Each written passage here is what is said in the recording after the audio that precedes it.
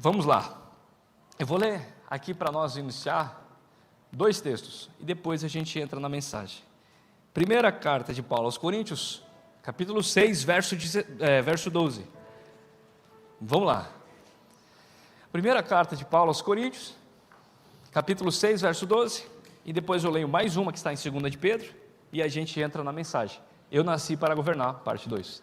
Você que está em casa, deixa o like, se inscreve no canal, ativa o sininho, manda para os amigos, você vai ser abençoado por isso. Eu não sou muito bom com essas coisas, eu estou aprendendo, aos poucos eu pego. Meu negócio é gritar aqui e dizer: receba, seja curado, seja batizado, seja livre. Vamos lá. Todas as coisas me são lícitas, mas nem todas as coisas me convêm. Todas as coisas me são lícitas, mas eu não me deixarei dominar por nenhuma. Poderíamos ficar aqui algum tempo. De fato, a primeira parte fala sobre conveniência, e a segunda parte fala sobre domínio. Então vamos ficar na segunda parte para nós remir o tempo. Todas as coisas me são lícitas, mas nem eu não me deixarei dominar por... Todas as coisas me são lícitas, mas eu não me deixarei dominar. Está falando de domínio, não está falando sobre ser permitido ou não, sobre ser lícito ou não, está falando que você não nasceu para ser dominado, escravizado por absolutamente nada. Você tem que ser Senhor para que Jesus seja Senhor dos senhores. Você tem que reinar com Cristo para que Jesus seja Rei dos reis. Segunda Epístola de Pedro, 2,19. 2,19. Pedro está advertindo sobre a liberdade cristã, prometendo-lhes liberdade, sendo eles mesmos servos da corrupção.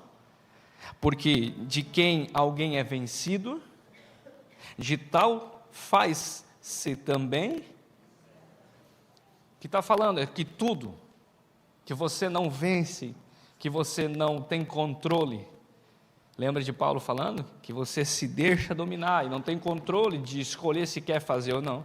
Você automaticamente cria um vínculo de escravidão com aquilo. Seja isso um padrão de pensamento, seja isso um padrão de conduta, seja isso uma prática, seja isso um hábito, seja isso uma comida, seja isso uma bebida, seja isso qualquer coisa. De tudo que você não consegue abster-se, ou vamos melhorar, não é nem abster-se, é decidir se quer ou não, você se torna escravo. Pronto. E aquilo se torna o teu senhor. Você foi vencido por aquilo. Dado esse conceito que falei 1h30 semana passada, um vídeo está no YouTube. O que eu vou governar, pastor? O senhor já explicou o que é governo, o que é autoridade, o que é eclesia, o que é basileia, o que é subjugar, sujeitar, dominar. E hoje o tópico inteiro, eu teria mais, mas eu quero ficar só nesse. Que é a partir desse que vai fluir os outros braços de governo. E sabe qual é a primeira coisa que nós como igreja madura, sábia, cheia do Espírito Santo, cheia da palavra de Deus, vamos governar? Alguém supõe?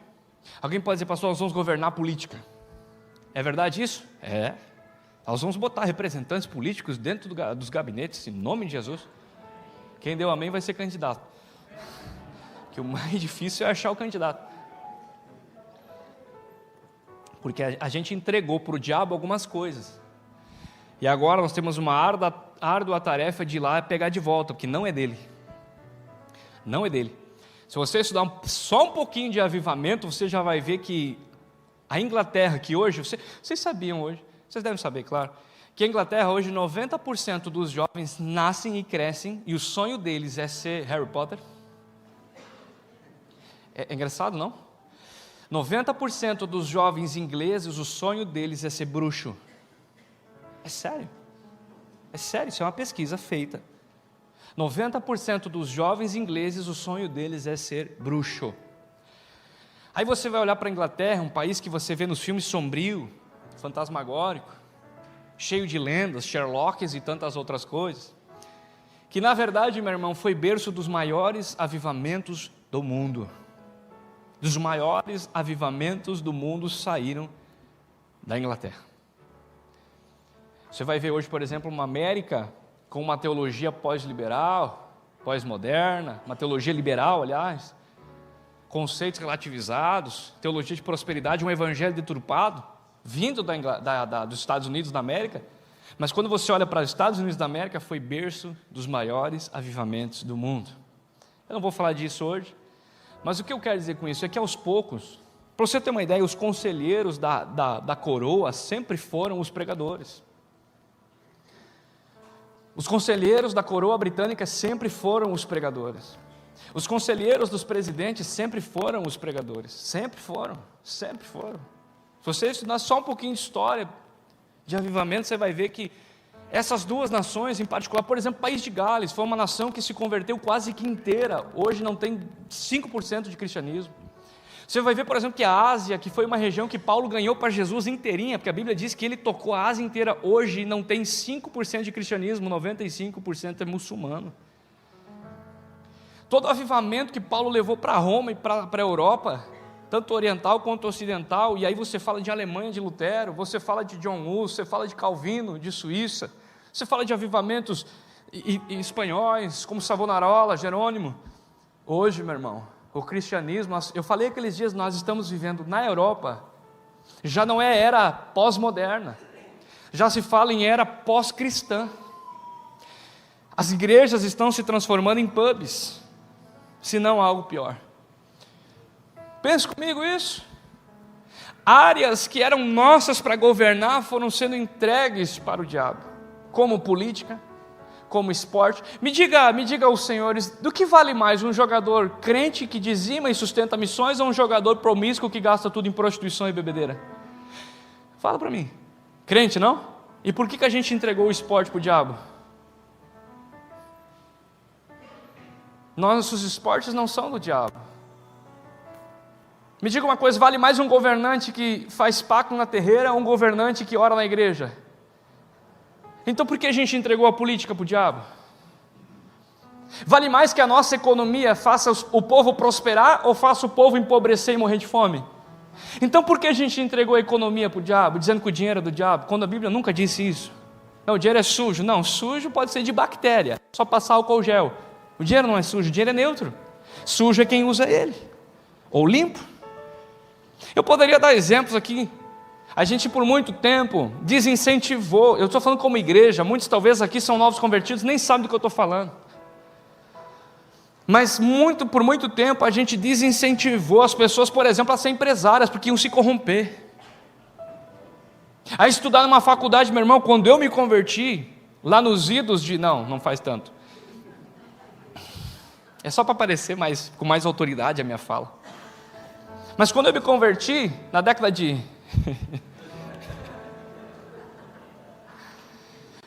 Você há de lembrar, Éder, Pâmela, que eu era o único jovem acadêmico da igreja. Eu fui o primeiro e na época o único, depois outros vieram, mas quando eu entrei, era assustador, porque assim, o cara faz faculdade, ele vai se desviar em 5 segundos, 5, 4, 3... Irmão, eu não só não me desviei, como eu ganhei almas para Jesus, como eu fiz culto com mais de 60 alunos num sábado de manhã, numa aula de filosofia geral, com um doutor em filosofia lá de Caxias do Sul, eu fiz um culto dentro da sala de aula, com 17 anos de idade. Você é doido, irmão, só que não é discutir filosofia, é pregar Jesus e Ele ressuscitado entre os mortos. Porque no embate teológico e filosófico eu perco, mas falando de Jesus eu ganho sempre. Então eu não só não me desviei, como me formei com louvor e mérito e ganhei almas para Jesus que hoje congregam com nós. Outras congregam em outros lugares. Fizemos culto ali dentro. Mas por muito tempo, o cara vai desviar, porque, meu Deus, ele vai para a faculdade e aquilo ali é do diabo. Não é do diabo, meu irmão. Quer ver outra área que a gente entregou para o diabo e há poucos dias atrás estavam erotizando as nossas crianças? As artes, expressões artísticas. Pessoas que pintam quadros, pessoas que dançam. Até pouco tempo atrás, sabe o que diziam sobre quem dançava na igreja? Isso é espírito de sedução, isso é espírito de Herodias. Não é? Que dançou para o rei Herodes para ter a cabeça de João Batista. Cuidado. Sangue de Jesus te repreenda. Se o diabo entra numa dançarina feiticeira, Jesus e o Espírito Santo também pode entrar num crente cheio da graça para dançar para a glória dele. Mas a gente entregou a dança, a gente entregou as pinturas, a gente entregou a musicalidade. E aí o diabo, e se cortar o vídeo que corte, aí o diabo levantou a Anitta para erotizar nossas crianças. Daí sabe o que mais a gente fez? A gente entregou o skate, a gente entregou esportes suburbanos para o diabo. Sabe o que aconteceu? As facções tomaram conta das favelas, quando na verdade nós tínhamos que estar lá dentro, nas pistas. Aí posso falar um negócio? Eu fui fazer há uns 7 anos atrás uma aula de surf na Guarda do Embaú, meu irmão, reserva mundial de surf. E o cara, quando foi me dar aula, ele disse: só um pouquinho, deixa eu acabar de fumar o meu beck.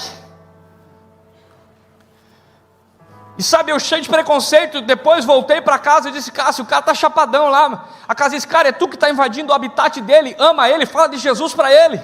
Ainda bem que há 7 anos para cá eu sou mais crente do que antes, que eu era um baita no religioso. Porque na verdade, se você andasse com prancha de surf embaixo do seu braço, algum obreiro com certeza ia fazer uma campanha para expulsar os demônios da sua vida, e o diabo pegou o surf para ele. Aí quando surgiu a bola de neve, que o pastor Lucas congregou há muitos anos, sabe que na minha igreja falavam? Que era uma igreja do diabo. Do diabo, que o diabo tinha levantado uma nova seita no mundo chamada bola de neve. Milhões de almas salvas, milhares de igrejas no Brasil sendo tocadas pelo Espírito Santo. Está aqui um. Mas nós entregamos para o diabo, caramba. Agora há poucos dias o pastor Cher chegou para mim, está admirado com uma igreja de Joinville, não, de Criciúma, que tem, na verdade ela é uma igreja que vira uma quadra poliesportiva. Eu disse: que lindo, fizeram esse ano. A Bethel Church, Bill Johnson, já tem há mais de 20 anos uma quadra de basquete dentro da igreja. Ui, que profano.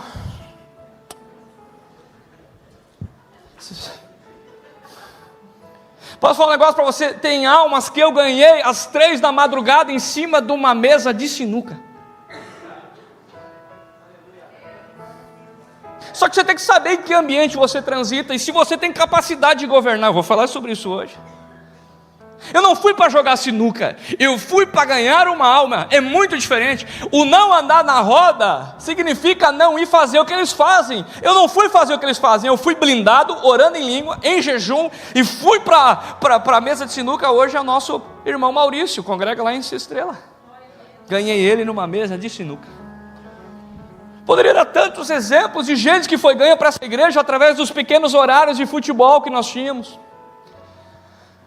Irmãos que foram salvos e batizados com o Espírito Santo dentro do meu escritório da empresa. Não era gabinete pastoral, era escritório empresarial, fazendo entrevista de emprego. Foram salvos e batizados com o Espírito Santo. Então, meu irmão, tudo se resume na fala de Jesus e do diabo. Se tu me adorar, eu te darei o que tu quiser. Todos os reinos da terra eu te darei. E o diabo fala: porque a mim me foi dado. A questão é quem deu para o diabo? Deus que não foi. Sabe quem deu os reinos da terra para o diabo? É você incisivo hoje, eu e você. A TV é do diabo, ele pegou. A gente não para pensar, mas há mais de 20 anos atrás, o Gugu bota a tal da banheira e bota promiscuidade às 3 da tarde para nossas crianças crescer. Inclusive eu e você era criança na época e gostava até de olhar se bobear. Às 3 da tarde de domingo, quando a família tem que estar reunida, então a bacanalidade não vem de hoje, o bacanal não é de hoje. O funk não é de hoje, o El Chan já erotizou nossas crianças há mais de 20 anos, porque a gente entregou TV, rádio, internet, tudo para o diabo. Sabe qual é o veículo mais poderoso hoje na internet? Que mais dá faturamento em bilhões anuais? A pornografia. Porque a gente entregou o www para o diabo. Eu lembro quando eu fiz um blog, não sei se vocês lembram quando surgiu o Blogspot. Eu botei lá conferencista.tiagofac.blogspot.com. Quase fui execrado e excluído da igreja. 2004, 2003. Interessante, sabe? Interessante. Mas sabe o que eu vim dizer? Eu e você nascemos para governar. E nós vamos remir tudo isso aí. Viu, seu Reni? Nós vamos remir isso aí.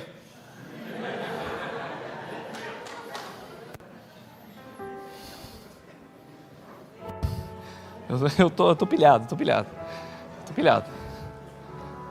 Eu cheguei na igreja, o recepcionista estava de azul, os 2 porteiros de azul, o Carlos de boné azul, a Sheila me entregou uma sacola azul, o óleo é azul. Eu olhei para todo mundo, o coiso aqui é azul. Eu digo, o que está acontecendo, gente? Vocês estão falando alguma coisa para mim?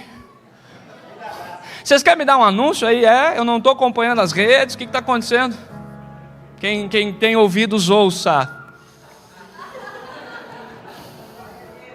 E tu veio com a camisa, isso significa o quê? Vencemos? Isso é de praxe, isso aí já. Gente, vocês estão entendendo o governo? Porque o Grêmio não é do diabo. Tá, pera, o Inter também não é. Temos dúvidas. Aconteceu alguma coisa aqui, viu? Não sei o que aconteceu aqui. Eu fiquei sem retorno aqui. Vocês estão entendendo? Foi falar no Inter, até o meu retorno foi embora. Está repreendido isso aí, em nome de Jesus. Agora acho que está legal aqui. Deu um boom aqui. Ei, pode baixar um pouquinho. Que agora eu falei no Grêmio, ele voltou. É um negócio muito forte. Isso é muito forte, ó. Estou todo arrepiado.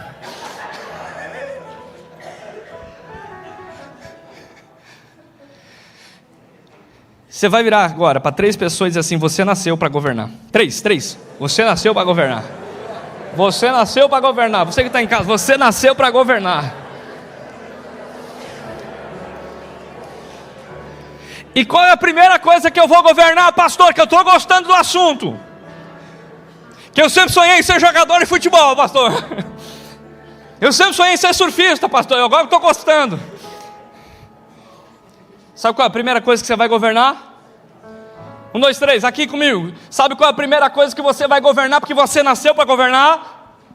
Você vai governar a sua vida.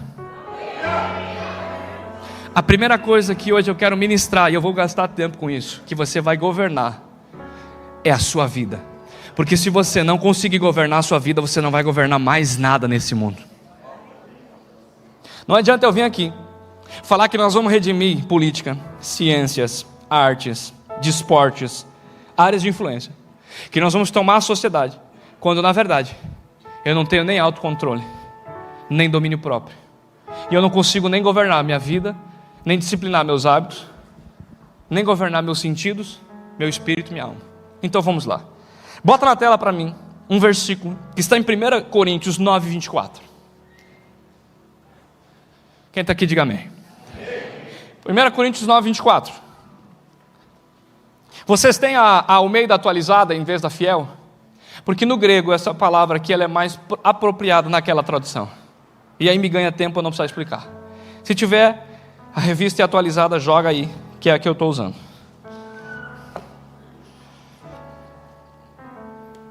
Vamos ver. Acho que tem, né, gente? Não tem.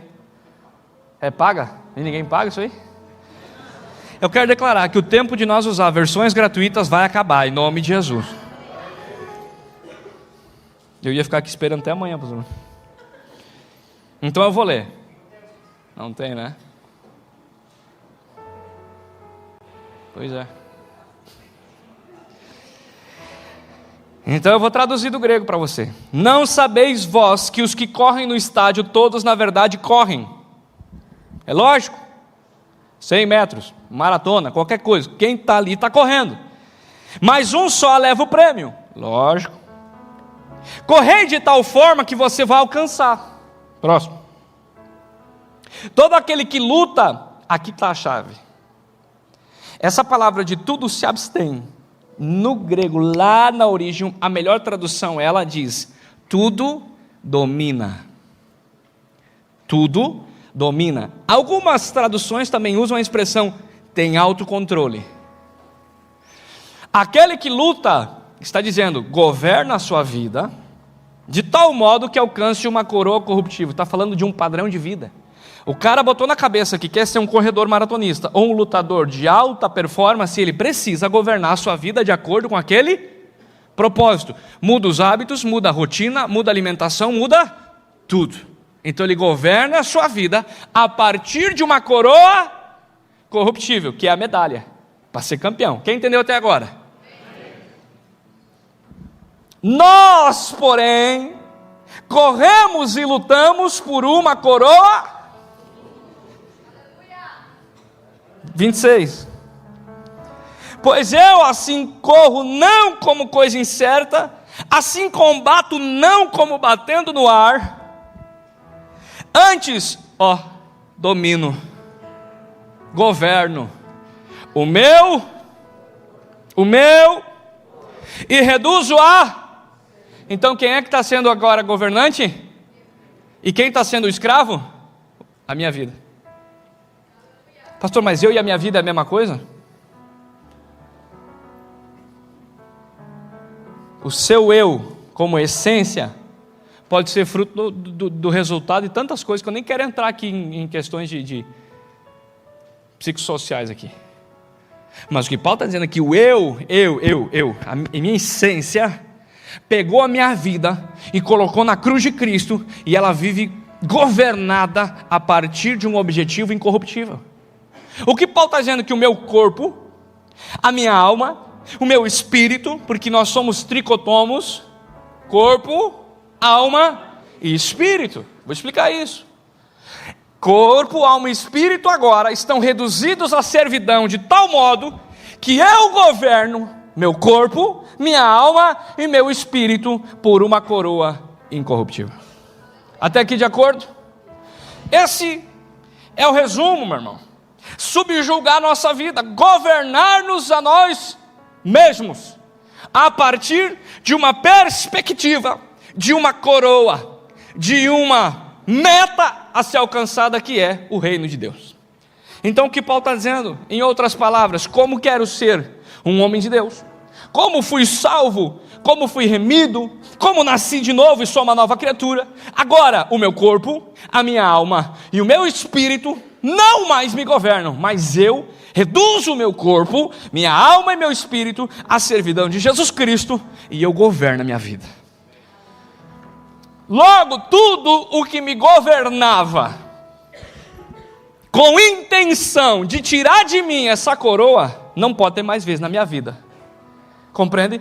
As cabeças sinalizando positivo me ajudam. A introdução é um pouco técnica, mas depois vai fazer sentido. Eu não quero começar com os exemplos agora, porque eu perderia muito tempo. Paulo está falando sobre um autocontrole. Não está falando de castidade, castidade monástica. Não está falando de meditação zen. Não está falando de autopiedade budista. Não está falando desse tipo de coisa. Está falando de ter uma meta espiritual. Ver que vai receber na vida vindoura, na era vindoura, a partir de uma perspectiva eterna, uma coroa que não se acaba, não se deteriora, que não é igual do Usain Bolt, do Cristiano Ronaldo, de tantos outros atletas que a traça corrói, mas uma coroa de glória eterna, um peso de glória vindouro, e a partir desse peso de glória, eu pego a minha vida e conduzo ela num trilho que vai me levar ao final da carreira a alcançar o que eu propus. Quem entendeu, diga amém. Quem não entendeu, olha em casa o vídeo depois. Pronto. Romanos 6,19, joga aí para nós. Hoje eu estou na unção do Datena. Joga na tela. O que vai ter de versículo aqui, dá para escrever um livro, meu irmão. Vai lá, Romanos 6,19. Tem que ser rapidinho, vamos lá. Falo como homem, pela fraqueza da vossa carne.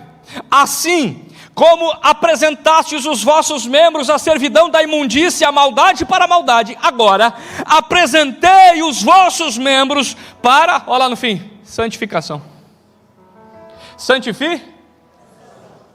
Paulo, também em Tessalonicenses 5,23, vai dizer assim, não precisa abrir que essa eu sei de cor. Santificai, pois, vosso corpo, alma e espírito. O que Paulo está nos ensinando é que agora nós devemos governar nossos membros no corpo, na alma e no espírito. Vamos para a Bíblia. Romanos capítulo 6, verso 13. Quem está comigo? Diz, Romanos 6, 13. Nem tampouco apresenteis vossa vida. Vamos traduzir isso para nós entender. ao pecado por instrumento de iniquidade, mas apresentai-vos a Deus como vivo dentre os mortos, e os vossos membros a Deus como instrumento de justiça. Nossa vida agora está sendo governada por Deus. Só que veja, por Deus, a partir daquilo que eu falei, numa coroa incorruptível. Mas Deus não vai descer do céu e fazer o que você tem que fazer. Não confunda isso. Isso tem que estar muito claro. Paulo está dizendo que você deve apresentar, que você deve santificar, que você deve subjugar, que você deve governar, que você deve reduzir a escravidão. Quem está aqui, diga amém. Deus não vai fazer isso por você. Vamos avançar. Primeira de Paulo aos Coríntios 6:20. Eu falei, o começo é um pouco técnico, depois piora um pouco. Se os pastores não der glória, eu jogo esse microfone na cabeça dele. Estão anotando, estão comendo, mastigandinho. Tá bom, é isso aí. Agora não é para nós, né, pastor Maíra e o Rebento. Em nome de Jesus. Eu ia falar o nome, mas deixa quieto. Eu falei para eles que Tiaguinho é um bom nome. Botou para nós aí, 1 Coríntios 6:20. Pensa que nome lindo.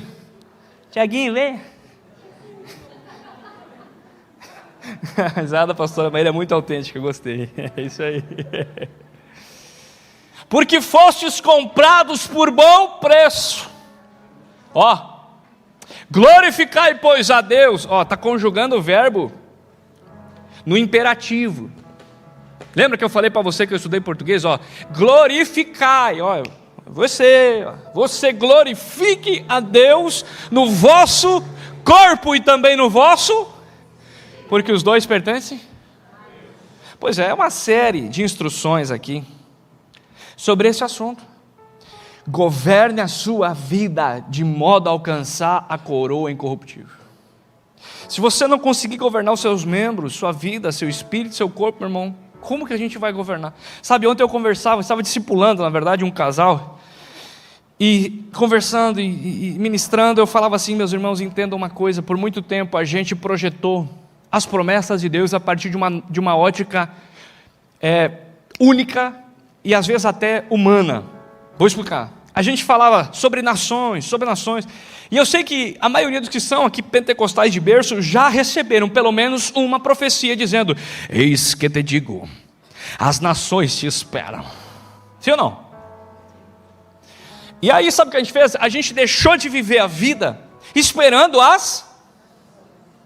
quando na verdade nunca foi isso.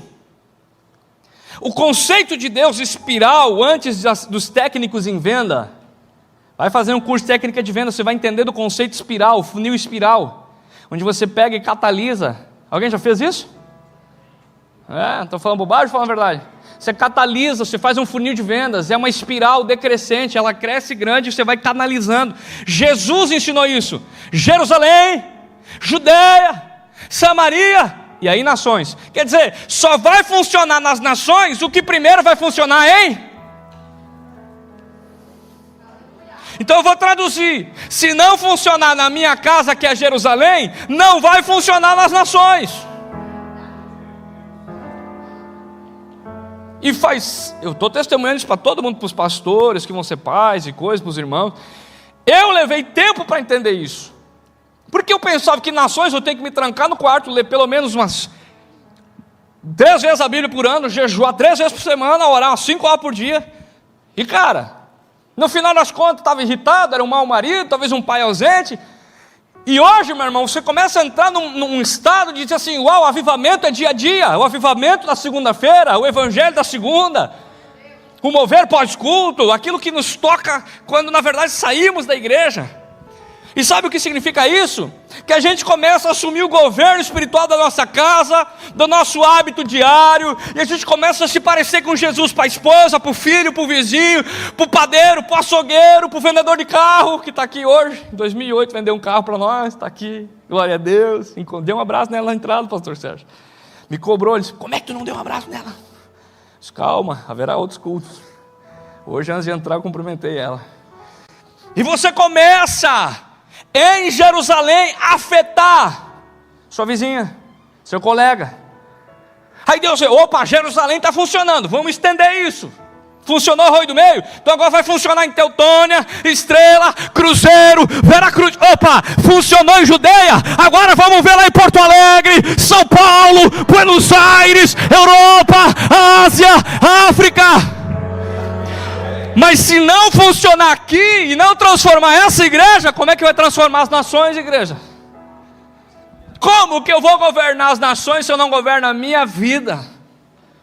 Como que eu saio daqui e ensinar as pessoas a orar se eu não oro? Como que eu vou ensinar as pessoas a ser santa se eu não sou santo?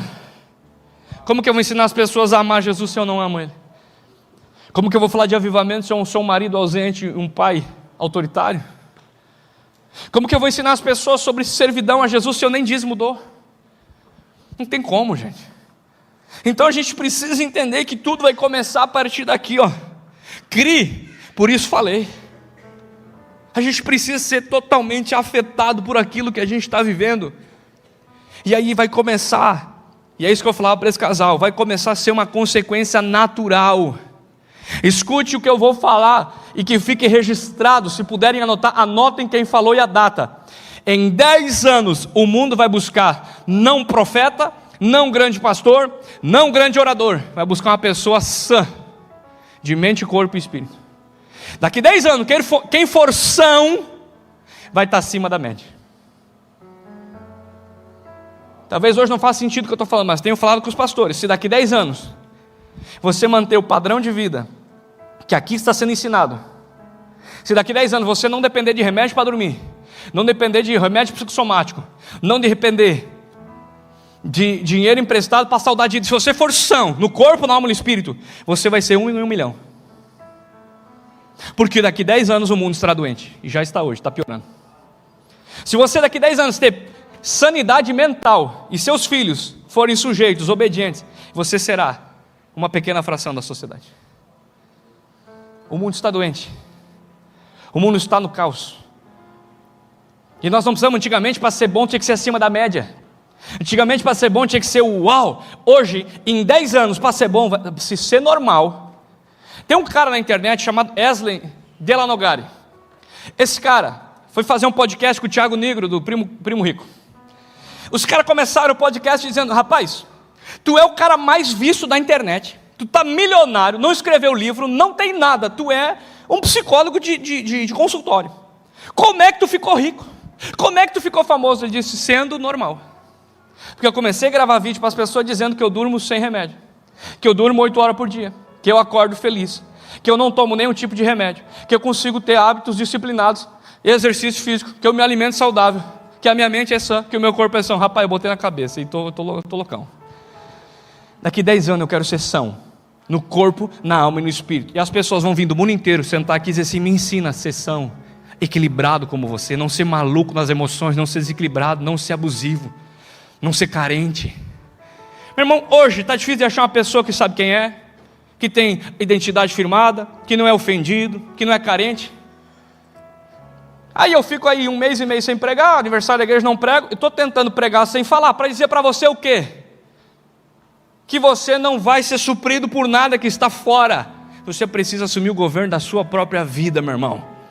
Você não nasceu tomando remédio, você não nasceu dormindo à base de remédio, você não nasceu ansioso, você não nasceu depressivo, você não nasceu assim. Se virou, é consequência de más escolhas, maus hábitos e falta de governo da sua vida. Mas eu vim como um profeta dizer que nunca é tarde para remir e governar a partir de hoje a sua vida. Por quê, meu irmão? Porque o Espírito Santo pode te ajudar.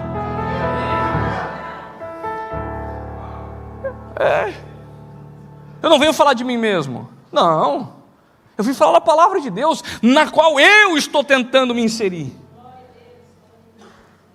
Daqui a pouco só como prepotente, eu não estou dizendo que eu já cheguei. Paulo diz: não julgo que eu haja alcançado, mas uma coisa faço, deixando que para trás fica, prossigo para o alvo, pelo prêmio da soberana vocação. Eu prossigo. Alguém olhou para mim aqueles dias e disse: há quanto tempo estou na academia? Eu falei: 9 meses. Quantos quilos tu emagreceu? 12. Quantos remédios toma? Nenhum. Bebe? Não. Fuma? Não. Tem cirurgia? Só as de criança. Tem alguma alergia? Nenhuma. Aí o cara olhou para mim e disse assim: mas falta muito ainda, né? Eu disse: bah, que palavra de estímulo, né, cara? Eu fiquei quieto, rapaz. Depois eu fui para casa, sabe o que eu fiquei pensando? Na verdade falta muito, mas sabe o que eu vi? É que não falta tanto quando outrora faltava. Sabe o que mais eu vi? Que um exame completamente alterado há 9 meses atrás, há 2 eu fiz de novo, ele está totalmente regulado, tanto que eu tenho que fazer só daqui 2 anos de novo, não preciso fazer fim do ano. Sabe o que mais eu vi? Que eu não estou dependendo de nada para ser feliz, eu posso levantar às 6 da manhã, depois de dormir 4 horas com a criança chorando, e caminhar e orar em língua mais de meia hora na rua. Por quê, meu irmão? Porque nós temos que governar a nossa vida, não ser refém do acaso, não ser refém das circunstâncias. Meu irmão, olha para cá. Desculpa o resultado. Pastor, agora o pastor virou um coaching de alta performance. Não é isso. Mas se você projeta ter uma vida abençoada, meu irmão, eu vou dizer alguns demônios que podem impedir você de ser abençoado no futuro: diabetes, artrite, osteoporose, ansiedade, depressão, insônia. E não tem nome de Jesus que expulse eles. Sabe o que expulsa eles? Rotina, disciplina, boa alimentação, quebrando vícios tóxicos, largando o celular e tecnologia, gastando tempo com contemplação e não com navegação. Bota essa aí. Deus nos chamou para contemplar, não para navegar. Quem sabe que eu sou um pai babão diz amém. Quem não sabe, fique sabendo, prazer. 4 da tarde de ontem, falo e não minto, 4 da tarde de ontem, meu filho entrou para dentro de casa. Quem sabe onde eu moro? Ainda bem, são poucos. Mas eu moro num lugar maravilhoso, porque nos fundos do meu loteamento tem um outro loteamento que não, só tem lote e não tem casa. E ele é uma coxilha, onde vai para a coxilha vermelha. Lá em cima, ele dá a vista de todas as montanhas de Roca Salles, Encantado e o Morro Gaúcho. Irmão, aquilo ali é uma vista espetacular. Meu tio Antônio acho que caminha por lá, né? É bonito ou não é? É lindo demais. Eu e meu filho vamos lá, volta e meia, para adorar. Eu levo o violão, até fiz um videozinho, acho, aqui no coisa, peguei a Cacá, a filha do Gabriel, e disse: vamos lá adorar a Deus agora. Aonde? Lá no paraíso. Ficou esse o nome. Olha o paraíso, as montanhas, a vegetação, o sol. Oh, Jesus. Eu pego a cadeira, eu fico ali, orando em língua, adorando. E aí estou levando meu discípulo junto. Rapaz, ontem, Felipe, a primeira vez que aconteceu isso, eu tenho que contar. Ô, Lourenço, eu tenho que contar. Ele entrou dentro de casa, deixou a bike e disse: pai, cadê minha cadeirinha? Ele tem uma cadeira de praia do tamanho dele. Eu disse: está aí atrás, porque quando eu perguntei para que ele queria, ele já tinha buscado. Não sei como ele achou, pegou. Se eu vou lá no paraíso. Eu disse: fazer o quê? Irmão, é como eu disse aquele dia. Alguém olhou para mim e disse: mas teus filhos? Não é meus filhos. Isso aqui é padrão para a sua vida. Você pode viver a mesma coisa, só basta fazer o que eu faço. Pastor, como é que foi a tarde? Preparou para a mensagem hoje? Muito. Fiquei 3 horas com a Valentina no colo, só contemplando ela. Deixei minha esposa dormir. Fiquei com a minha filha nos braços. Oh, Jesus, aquele cheirinho vinha e o Espírito Santo me renovava. Ei, cara, para de ser religioso, meu irmão. Pastor, e que filme você está olhando? Nenhum. Série? Não tem dado tempo, irmão. De vez em quando dá uma de investigação. Tem uma série maravilhosa, se chama assim, Princesa Valen. É uma série de troca de fraldas e caganças e mamadeiras e... Uau, cara, a segunda temporada é espetacular. Vocês estão na primeira temporada. Espera a segunda, quando tem o Príncipe Lawrence. É os dois juntos. É lindo demais. Uau, é lindo demais. É espetacular. Só que eu posso fazer tudo isso gritando, murmurando, saracoteando, ou posso fazer adorando, orando em língua. Aí meu filho disse: eu vou lá no paraíso, Rose.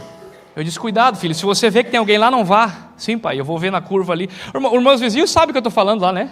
Lá atrás de nós, lá. É bom demais, né? Nem anuncia muito, que daqui a pouco os crentes querem tudo morar lá. Vamos ficar quieto, não vamos anunciar o ouro. O Ari também mora ali perto. Eita glória. O Ari foi o primeiro que tomou conta do paraíso ali. Escute, irmão, diante de Deus, fala e não minto. Deu uns 15 minutos, eu disse: eu vou ver o que está acontecendo. Me dá a cadeira ali. Eu vou mostrar para você o que eu vi com os meus olhos, que a terra não vai comer. Não vai comer. Eu vou ficar aqui, ó. Vocês enxergam, vocês vão ver aqui. Eu fui sorrateiramente, sem avisar. Ele pegou a cadeira, botou no guidão e foi. Achei meio perigoso, mas tranquilo. Do chão não passa. Você tem que dar liberdade para a criança controlada, supervisionada, é verdade. E ele foi sozinho, loteamento lá, e pai subiu. Deu uns 15 minutos, Oséias. Pastor Oséias. Eu fui pela costa, tem uma chacrinha e tem uns pés de bergamota. Eu fui bem devagarzinho. Quando eu avisto, irmão, eu vou falar para você, cara. Tem preço que pague isso. Ele estava sentado na beira, onde acaba a estrada. Assim, ó, com a perna cruzada. Escute, balançando a perninha assim, ó. Assim, ó.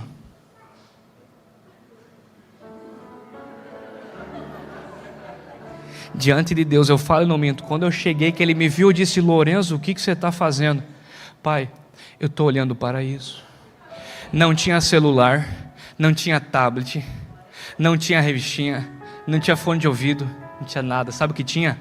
Meu filho de 6 anos aprendeu com o pai dele o que é contemplação. Contemplarei a tua formosura e em ti ficarei satisfeito. Quando você entender que você nasceu para contemplar Deus em suas várias performances, a beleza do Senhor está na criação, a beleza do Senhor está nesse irmão que está do teu lado. Você precisa abrir os olhos espirituais, governar a sua vida a partir do Espírito Santo. Está entendendo isso? Como diz como é que tu diz, Alana? O Lão Lorde.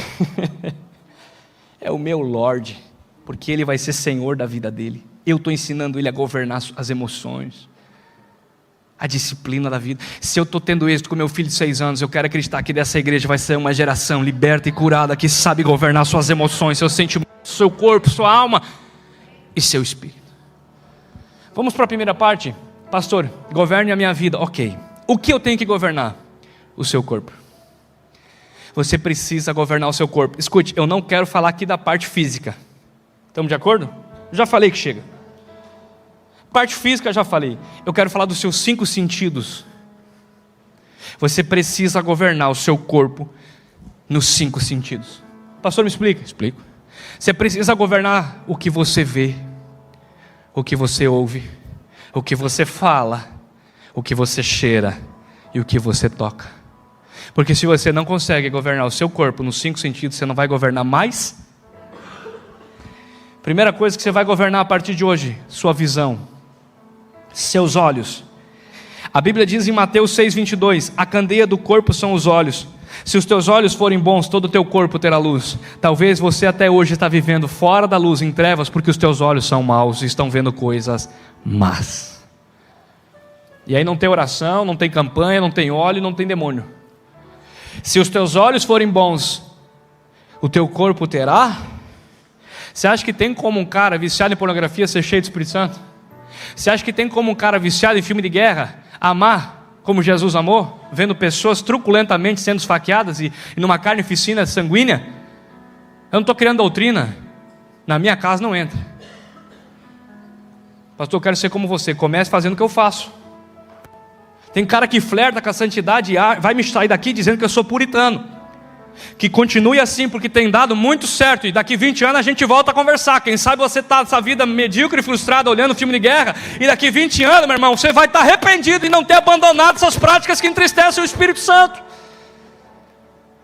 Como é que você pode rir e glorificar Deus a partir do assassinato de um indivíduo? Vendo, e ainda mais os filmes hoje que são realistas ao extremo. Como que alguém cheio de Deus pode ter prazer na morte? Se os teus olhos forem bons, todo o teu corpo terá. Pastor, eu olho porque eu quero. Então fique sem, você domina a sua vida. Governe os seus olhos. Filme com promiscuidade não precisa nem ser filme adulto, meu irmão. Se mostrar promiscuidade, abandone, não olhe, pule a cena. Vai entrando e vai ativando no seu córtex cerebral, vai ativando os seus neurônios, a promiscuidade, a indecência, a lascívia. Não olhe. Pastor, mas é de comédia. Já viu comédia hoje? É tudo 16 ou 18, classificação indicativa. Por quê? Porque vai ter mulher seminua, vai ter droga, vai ter sexo ilícito, vai ter tudo essa bacanagem. Vai entrar na sua casa, diante dos seus olhos, só se você deixar. O controle está na tua mão, não está na mão do diabo. Governe a sua vida, comece governando os seus olhos. Homens, vocês vão olhar para as nádegas de uma mulher se vocês quiserem.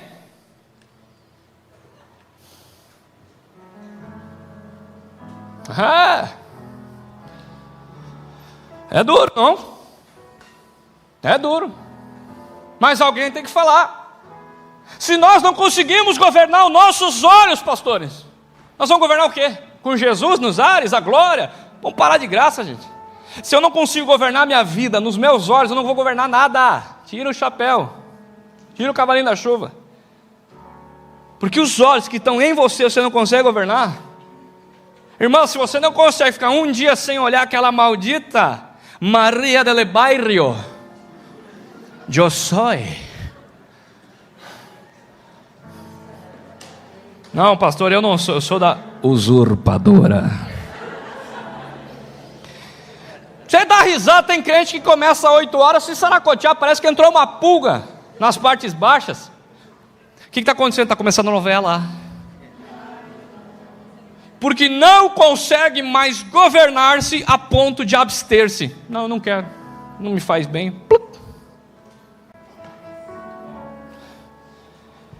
Vou falar, fala ou não fala?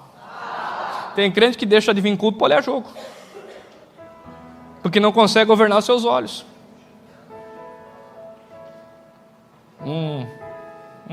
Aí começa a torcer o nariz assim, ó. Cuidado que eu estou olhando. Tá se denunciando, você que está se denunciando. Quando começa a torcer o narizinho assim,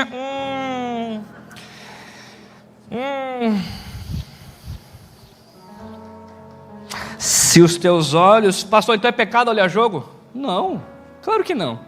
Então é pecado olhar a Maria do Bairro lá? Vamos deixar quieto, não vamos falar disso agora. A questão é se você governa ou pense com carinho nisso. A Bíblia diz, bota na tela, essa eu preciso ler. Jó 31:1.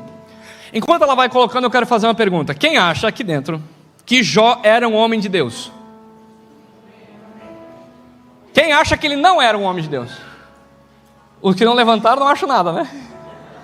7 levantaram o que acha, 2 levantaram o que não acha, 200 não acham nada, e quando acha está estragado. Jó era um homem de puro, santo, justo, fiel. Cara, Jó foi um dos homens mais íntegros que a terra já viu. E sabe o que ele fez com relação aos seus olhos? Uma aliança com meus olhos, para não fixá-los numa... Posso explicar esse versículo para vocês? Com muito amor. Jó está dizendo, eu tive que parar um dia e fazer um pacto com meus olhos, um acordo com eles, e esse acordo consiste em eu não botar os meus olhos em outra mulher que não seja minha. Sabe o que Jó está dizendo? Que o curso natural da pecaminosidade do homem é os seus olhos serem rápidos para a cobiça. Então ele teve que parar e fazer um pacto com os seus próprios olhos. Sabe o que ele está dizendo? Eu tive que dizer, meus olhos, eu vou governar vocês. Porque se ele deixasse os seus olhos irem pelo fluxo natural... Quem está aqui, diga amém. Fica claro de entender isso? O cara mais íntegro que o Velho Testamento já viu, teve que ter uma atitude intencional e dizer, cara, se eu deixar meus olhos ir por conta, eles vão me levar a pecar. Então eu preciso ligar as anteninhas biônicas do Chapolin, e quando eu avistar o perigo, eu vou desviar o meu olhar, e não vou fixá-los na donzela. Como diz em outra tradução, donzela. Seus olhos querem olhar o pecado. Você tem que hoje governá-los a partir de um pacto que você faz com eles, porque senão você vai ser governado pelos seus olhos pecaminosos, e isso seria muito triste, porque seus olhos pecaminosos trarão treva para o seu corpo e não luz. Pastor, que mais que eu tenho que governar? 5 sentidos. Seus ouvidos. Você precisa governar os seus ouvidos. O que você tem ouvido? A Bíblia diz em Isaías 28:23, Inclinai os ouvidos e ouvi a voz do Senhor. Atende bem e ouça o seu discurso. Sabe o que nós nascemos para ouvir? O céu. Vou falar com os que estão aqui para ver se me entendem. Você nasceu para ouvir coisas que glorificam a Jesus. Você nasceu para ouvir coisas boas. Você nasceu... Meu irmão, eu posso falar para você? Seus ouvidos não são pinico e o resto você entenda o que eu estou querendo falar. Você não nasceu para ouvir dejeto de gente que é um caminhão de lixo, de acúmulo, de fofoca, de murmuração, de intriga, de oposição, de contenda, de lamúria. Seus ouvidos não são caminhão de lixo para carregar isso aí tudo. Fecha a porta dos seus ouvidos e declare: meus ouvidos vão ouvir o céu. Olha o que diz a Bíblia. Romanos 10:17 diz: de sorte que a fé vem pelo... Agora para. A gente interpretou mal esse versículo a vida inteira, e eu não posso deixar isso passar em branco. A fé vem pelo... Mas está dizendo que é a fé em Deus? Está dizendo que é ouvir a Deus? Sabe o que está dizendo aqui? Aqui está estabelecido um princípio. Vou explicar. Diga comigo: a fé vem pelo ouvir. E o que é fé? Fé é aquela confiança de que vai acontecer. Então, por exemplo, se o seu René diz para mim: 8 da manhã eu passo na tua casa, eu tenho fé que ele vai passar. Estão de acordo? Porque eu ouvi e a fé veio pelo... Há 3 anos atrás as mídias disseram: o mundo vai morrer de Covid. Quem se alimentou disso teve fé nisso. Pegou ou não pegou? Mas Deus seguia dizendo: eu sou que cura, eu sou que guarda, eu sou que sara. E se morrer vai para o céu, e se morrer vem comigo.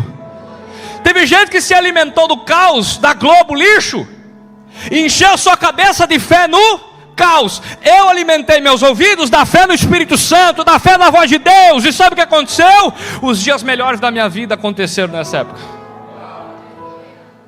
Quem se alimenta de fofoca, quem se alimenta de intriga, de pessimismo, quem se alimenta de derrotismo, de fracasso, está trazendo para dentro de si fé naquilo que ouve. Isso. Continua ouvindo. Continua ouvindo. Continua ouvindo os derrotados, os frustrados, os desacreditados, os que não confiam, os que não creem, os que dizem que é bobagem. Continua ouvindo eles. Daqui a 1 ano a gente conversa, vamos ver onde é que você vai estar. Sua fé está sendo alimentada pelo que você ouve. E não está dizendo que é fé em Deus. Governe seus ouvidos. Governe sua audição. Governe, filtre, bloqueie tudo aquilo que não te edifica, tudo aquilo que não engrandece a Jesus. Arranque de perto dos teus ouvidos. Pastor, o que mais que eu tenho que governar na minha vida além da audição? Seu paladar. Eu falei que eu não quero falar de físico. Eu poderia falar aqui que você tem que governar o que você come e bebe, sim ou não? Isso é lógico. Isso é uma coisa lógica. Então vamos deixar o lógico, porque eu presumo que vocês já sabem, por exemplo, o que diz Provérbios 23:20. Não esteja entre os beberrões de vinho, os comilões. Romanos 13:13. Não ande com aqueles que andam em glutonaria e bebedeiras.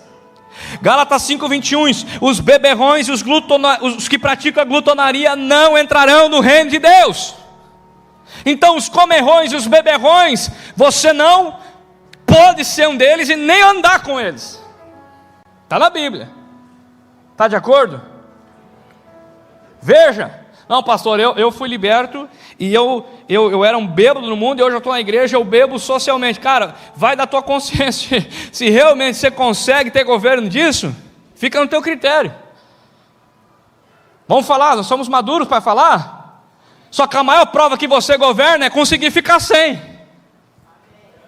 Quem ouça, entenda. Que tem gente que diz: não, eu fumo porque eu quero, eu bebo porque eu quero, então prova parando.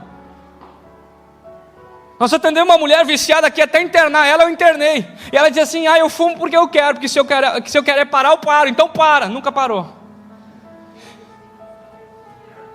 Não, você não fuma e não bebe porque quer, você fuma e bebe porque não governa a sua boca. E eu não estou atacando ninguém, porque eu acabei de falar aqueles dias que todo vício é pecado, não é só em bebida e cigarro. Quem come demais está em pecado. Quem não consegue ficar sem chimarrão? Está viciado. Rapaz, quem não consegue ficar sem Coca-Cola? Está viciado. Está te governando. Não é só cigarro não, não é só bebida alcoólica não. Eu estou subindo a régua, minha gente.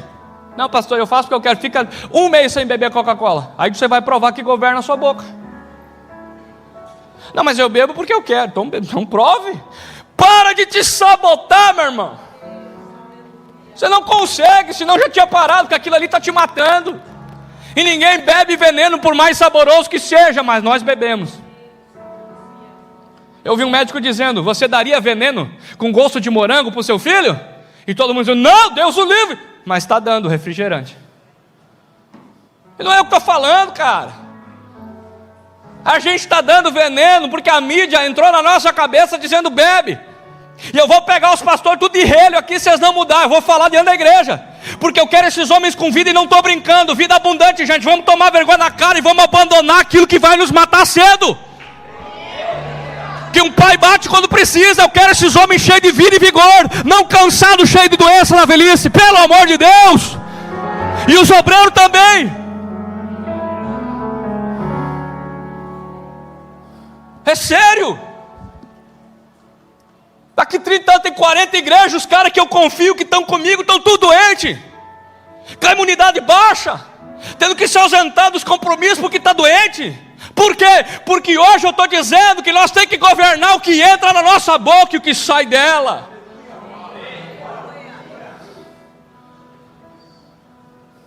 É muito sério. Governa a sua vida, senão você não vai governar mais nada.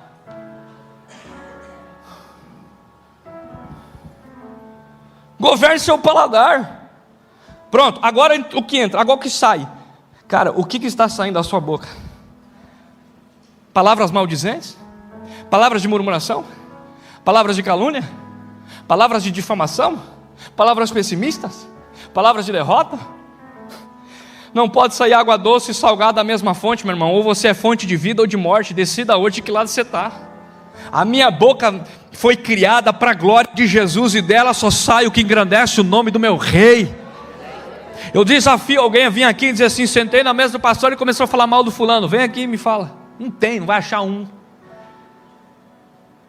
E ainda volta e meia vem alguém, e até nós aqui às vezes, quando a gente vai, até como pastor, querer falar um negócio, eu digo: para, deixa assim. Eu não aceito. O bolinho, a fofoca, a intriga, acaba em mim, pode chegar até mim, de mim não passa. De mim não passa. Você não vai achar em 20 anos de crente, 12 anos de ministério aqui, uma pessoa que disse que o pastor Tiago fez fofoca, que contou uma coisa que era confidencial, que traiu a confiança. Não vai achar. Não vai achar. Porque eu governo a minha boca. Eu não falo quando estou irado. Acelerou o clima? Fecha a boca, fala depois. Não tem o que falar? Fica quieto. Posso falar um negócio para você? Na cara dura. Falar mal dos outros é bom pra caramba. Se não fosse bom, não teria tanta gente falando. Não é ruim falar dos outros, é bom. Só que é tão bom que vai levar você para o inferno. Porque na mesma lista que está os adúlteros, os prostitutos e os homicidas, está os maldizentes e os caluniadores. E os que falam que pastor está roubando e está enriquecendo, vai para o mesmo inferno que o homicida. E não vai ter show de crocodilo que vai mudar, vai para o inferno. Porque está ouvindo a palavra e não muda porque não quer.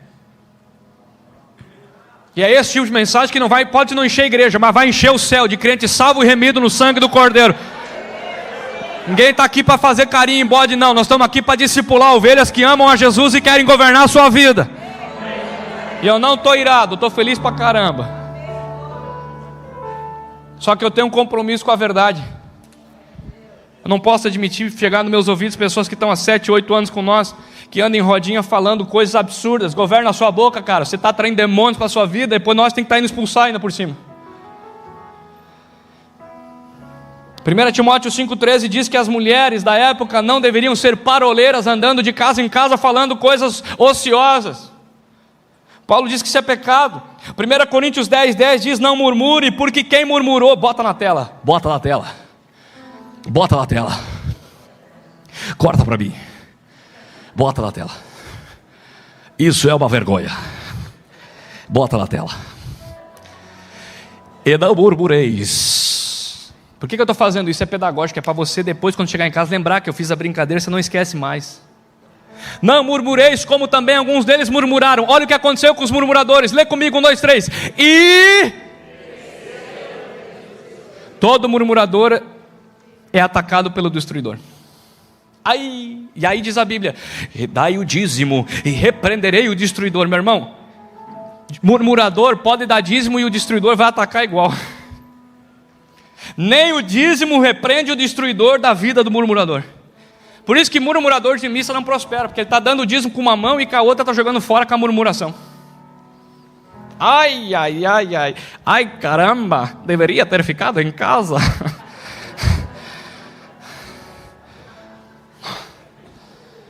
Muchacho que passa nessa igreja, ui, como dole esto. Arriba. Está só começando, meu filho.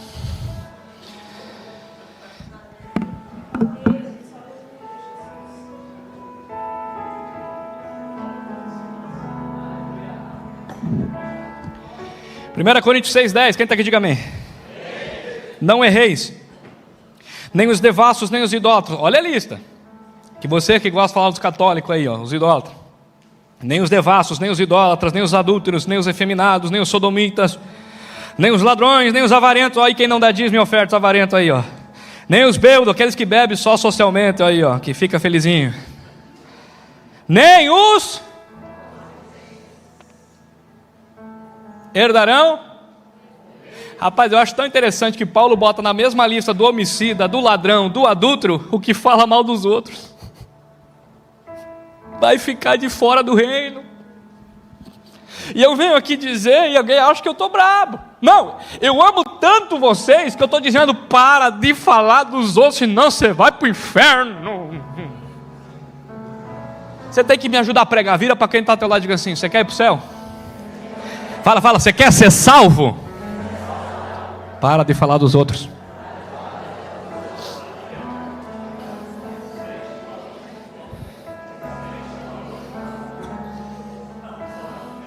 Primeira Coríntios 5,11, joga na tela. Um conselho de amor de um pastor pai espiritual para uma igreja discipulada. Porque só pai bate como eu bato. Se eu fosse um interesseiro, não batia. Se eu não fosse a Bíblia associa disciplina e correção, chicote com paternidade. Eu só faço isso porque eu sou paternidade na vida de vocês como igreja.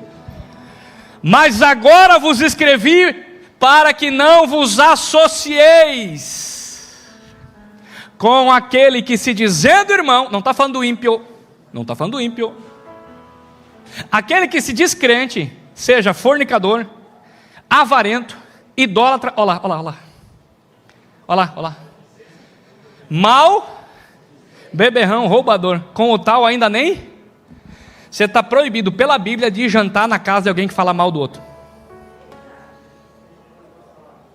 Pode recusar o convite. A próxima hora que aquele fulano que fala mal todo mundo te ligar assim: vem jantar aqui em casa, você vai dizer: eu não posso porque você fala mal todo mundo. A Bíblia diz para não me associar contigo. A Bíblia diz para eu não jantar contigo, você vai para o inferno e eu não quero ir junto.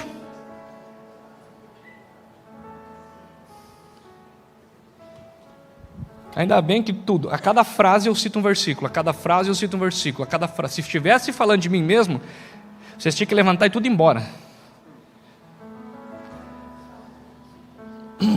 Pastor, o que mais que eu tenho que governar? Já falamos da visão, da audição e da boca. Falta o quê? O olfato.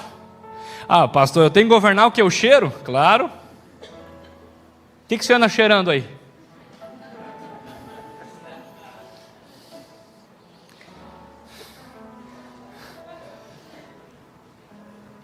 Graças a Deus eu estou cheirando coisa boa aqui.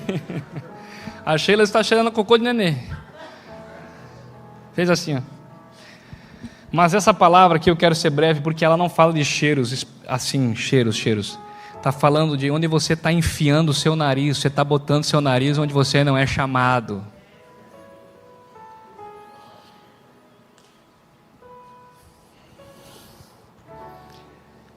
Xeretando.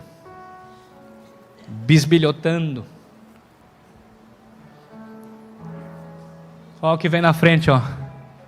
Ainda mais quando é gringo, narigudo.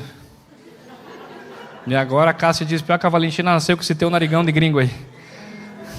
E glória a Deus. Sangue forte, genética boa. Aonde você está enfiando essa narina? Aonde não é chamado? Recue, se afaste. Pastor, o que mais que eu tenho que governar? Fechamos os 5 sentidos: olhos, ouvidos, boca. Olhos, ouvidos, boca e nariz, tudo celebra o meu Senhor. Até as crianças sabem que tem que governar os seus 5 sentidos. Meus olhos glorificam, meus ouvidos glorificam, minha boca glorifica, meu nariz glorifica. E as minhas mãos, pastor? As minhas mãos, 3 coisas que elas devem ser. Diga comigo, 3 coisas que as minhas mãos devem ser. Primeira, Salmo 24, verso 3. Quem subirá ao monte do Senhor? Quem há de habitar no seu santo monte? Escute quem? Aquele que tem mãos puras. Nossas mãos, em primeiro lugar, devem ser puras, limpas. Não pode haver sangue inocente nas nossas mãos. Minhas mãos são feitas não para botar o dedo em riste, mas para ajudar o caído e levantá-lo. Minhas mãos não são feitas para açoitar, mas para ajudar. Minhas mãos não foram feitas para derramar sangue, mas para acolher, abraçar, amar, orar, impor, expulsar, curar. Minhas mãos são canal da bênção de Deus. Segundo, 1 Timóteo 2,8: quero que todos os homens orem em todo lugar, levantando suas mãos santas. Minhas mãos devem ser. O que você tem feito com as suas mãos que não é santo?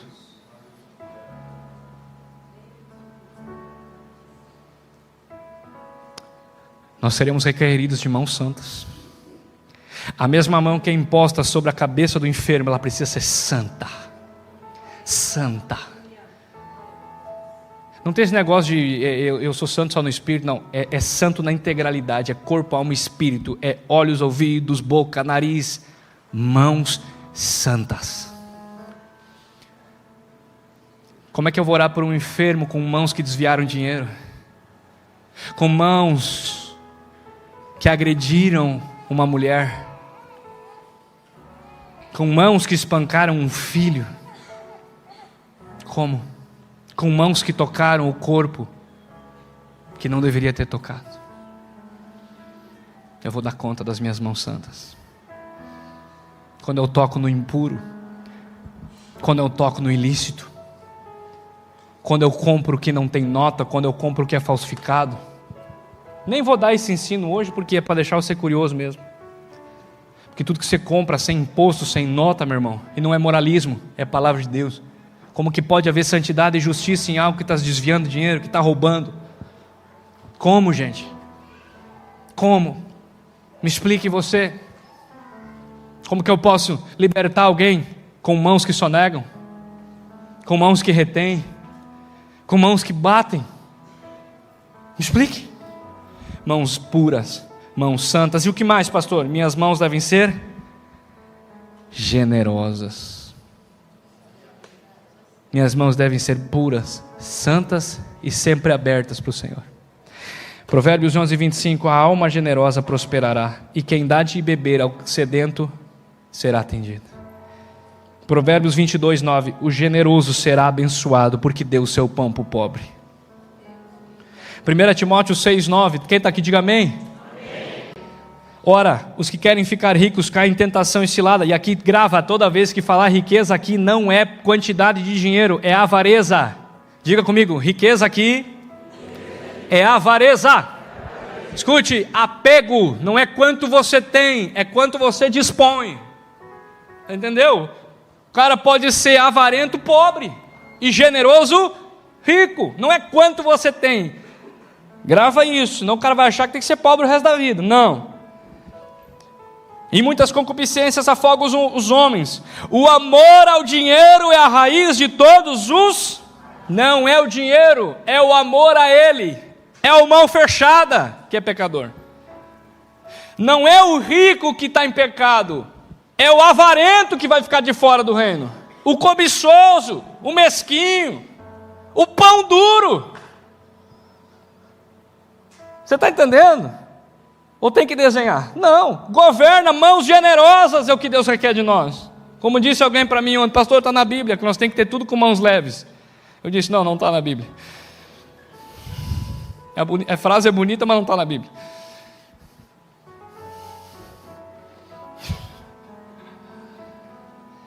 Aí Paulo diz, tu, homem de Deus, foge dessas coisas. Meu Deus.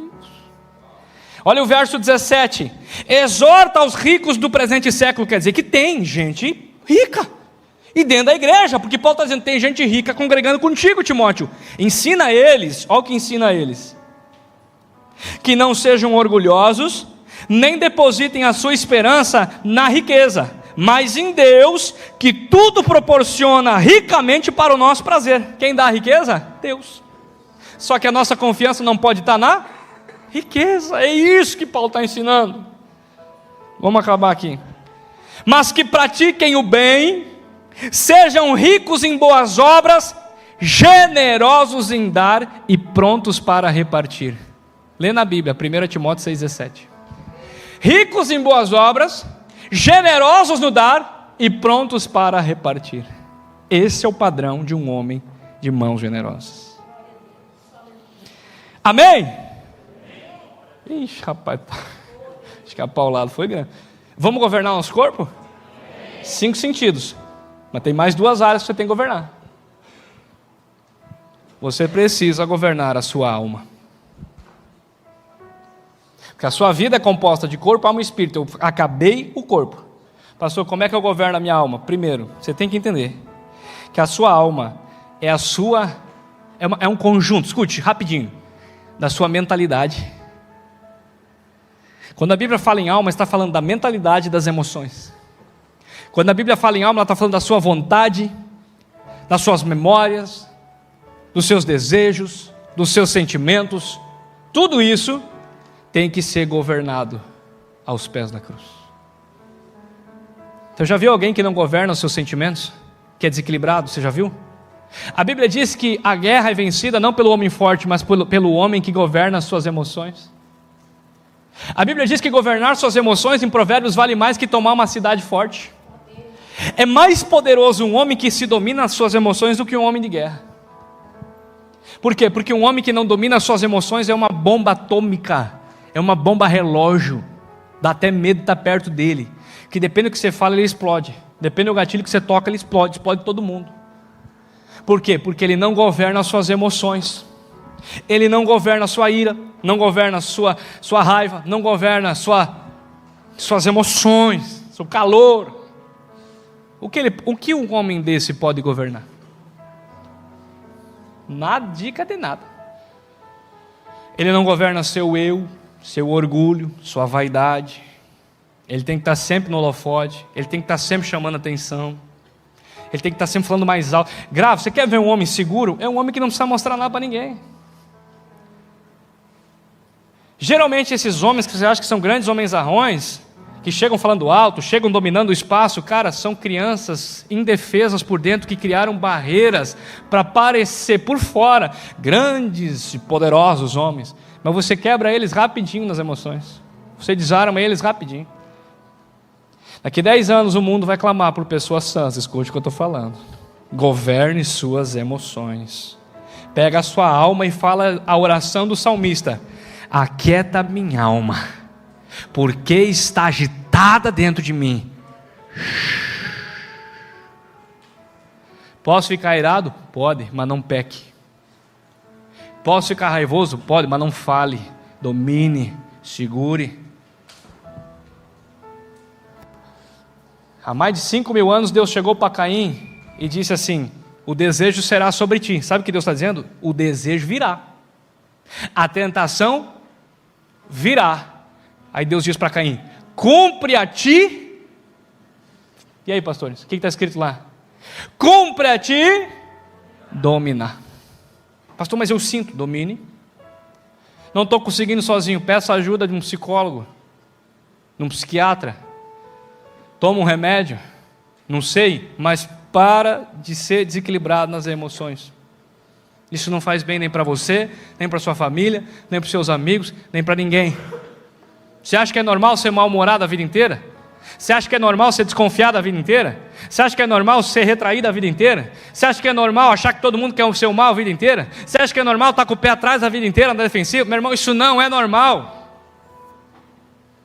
Você acha que é normal acordar achando que o mundo conspira contra você, que você é vítima do acaso, que ninguém te ama, que... Cara, bota a cabeça... Isso aí é... Oh, meu Deus.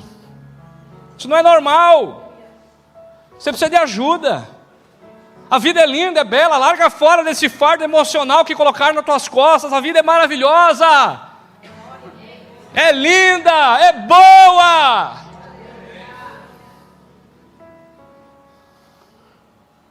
Governe a sua alma, sua mente, seus pensamentos, suas emoções, suas vontades. Tudo isso está dentro da alma. 1 Pedro 1,22.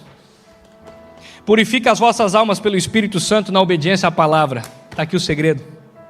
Purifica as vossas almas na obediência do Espírito à palavra. Espírito Santo e palavra é o segredo para a tua alma calar a boca de uma vez por todas. Purifica. Rapaz, tem gente que vive debaixo de ofensa. A alma grita. Quando sai de uma, pula para outra. Quando sai da outra, pula para uma.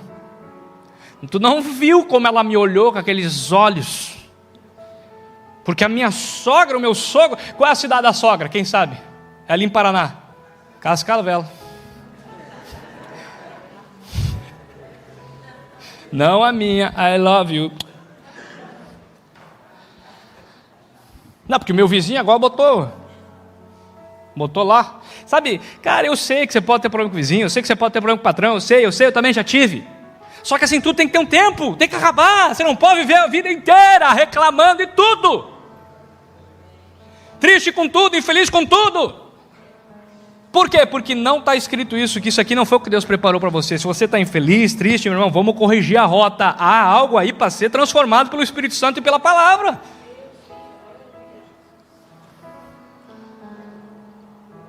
Filipenses 4,8. Tudo que é verdadeiro, tudo que é honesto, tudo que é justo, tudo que é puro, tudo que é amável, tudo que é de boa fama, nisso, aplica a tua mente nisso. Eu quero ver se não muda a sua alma. Pensa no que é puro, pensa no que é verdadeiro, pensa no que é amável, pensa no que é do alto, pensa no que é justo, pensa no que é santo. Nisso, ocupe a sua mente das coisas do... Tiago 4,8. Chegai-vos a Deus e Ele chegará a vós. Limpai as mãos, pecadores, purificai as vossas almas. Irmão, essa é a palavra que eu tenho para você. Governe a sua alma pelo Espírito Santo e a verdade da palavra. Chega, pastores, de nós sermos pastores almáticos. Falei ontem para um casal de obreiros, eu disse: nós não podemos ser líderes vaidosos que batem nas pessoas por alma. Que é isso? Eu posso bater por amor, querendo ver o bem, querendo ver o crescimento, querendo ver vocês melhores. Isso um pai faz. Eu não posso é bater porque você não está fazendo do jeito que eu falei, seu. Lembra? Lembra dessa escola? Essa escola não cola mais. São líderes almáticos, são líderes autoritários, são déspotas, monarcas sentados em seus tronos de vaidade, cujas almas são feridas. Deus está levantando gente bem resolvida, gente sem vaidade, gente curada nas emoções, gente equilibrada, para governar a si mesmo e depois governar as nações. Meu Deus, como eu recebo gente aqui ferida por liderança, absurdos que deveriam ir para a cadeia. Às vezes o meu lado jurídico salta para fora. Eu digo: você tinha que denunciar na delegacia. Isso é abuso emocional de líderes malucos da cabeça, que tinham que se tratar numa clínica para curar essa alma vaidosa, desequilibrada. Amém? Jesus quer curar nossa alma, assumir o governo da nossa alma. Rapaz, mas quando eu vejo o pensamento aí, irmão, ninguém está livre de levar, desculpa o palavrão, um cocôzinho de pomba na cabeça. Agora deixar a pomba fazer ninho, você que decide. O cocôzinho pode vir, vai lá, toma um banho e limpa. Um cocô, 2 cocô, 3 cocô, quando vê, está a pomba em cima. E não é nem a pomba gira. Governe seus pensamentos. Rejeite o que é nocivo e tóxico. Governe suas emoções. Governe sua memória. Você já viu? Quando vem aquelas memórias? E quando vem a lembrança? Não deixa governar você. Lamentações 3:21, traga à sua memória aquilo que te dá esperança, aquilo que não te edifica e não dá esperança, rejeita e manda, hein? Pronto, último, governe seu espírito. Essa é fácil. Essa é fácil. Se você governar o seu corpo, governar a sua alma, governar o espírito é a parte mais fácil. Joga na tela para mim, Gálatas capítulo 5, e você se coloca de pé. Mais 1h20 de palavra hoje.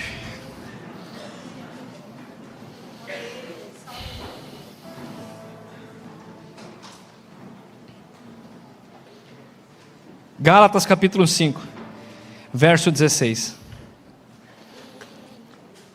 Pastor, como que eu vou fazer para ser um homem do Espírito? Como que eu vou ser para ser um homem que governa o corpo, governa a alma e agrada a Deus em espírito? Quem está aqui, diga amém. Sabe o que eu não entendo? Porque quando eu mando ficar de pé, as pessoas começam para o banheiro, começam a tomar água, começam para fora da igreja. Não, gente, é só para ficar de pé.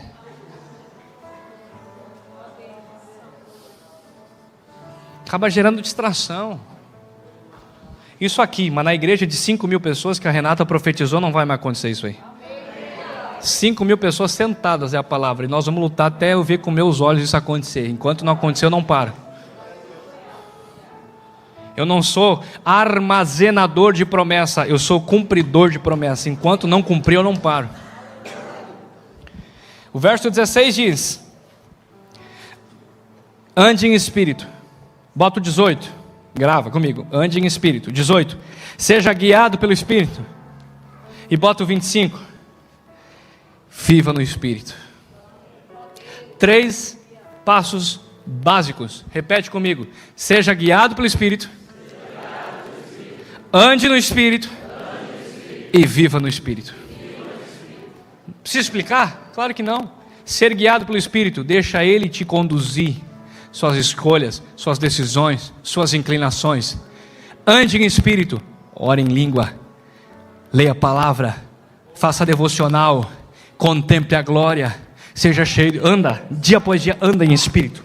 Não anda na carne, não anda na concupiscência, não anda na blasfêmia, não anda na afronta, não anda na ira, não anda no pecado, não anda na podridão, na imundícia, anda em espírito. O que acaba acontecendo lá no final? Viva em espírito. Todo aquele que é guiado pelo espírito, passa a andar em espírito. E aquele que passa a andar em espírito, passa a viver em espírito. Você entendeu a crescente? Primeiro ele vai te guiar, depois ele vai te fazer andar, depois você já vai estar vivendo em espírito.